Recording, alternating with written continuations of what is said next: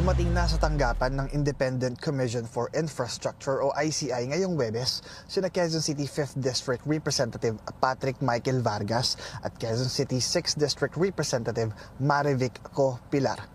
Kapwa silang nagbigay ng salaysay bilang parte ng investigasyon sa flood control scandal. Si Vargas at Pilar ay kabilang sa mga mambabatas na itinuturo ng Diskaya Couple na pawang sangkot sa umano'y pagkubra ng 10 to 20% na kickback mula sa mga maanomalyang proyekto.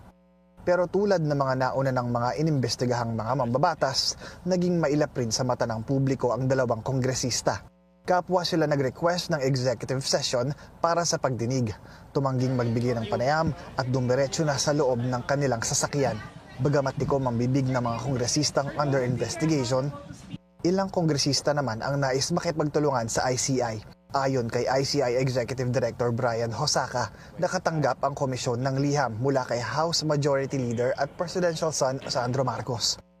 Naka-address ito kay ICI Chairman Andres Reyes Jr. Nakasaad sa liham ni Marcos na wala umano siyang tinatago at handa siyang makipagtulungan sa komisyon.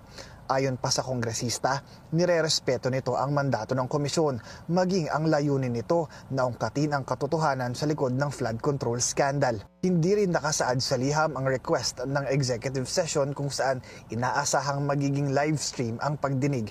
If you read the request of Congressman Sandro Marcos, it was not stated there. So based on our rules, unless there's a request, formal request for an executive session, default will be live stream.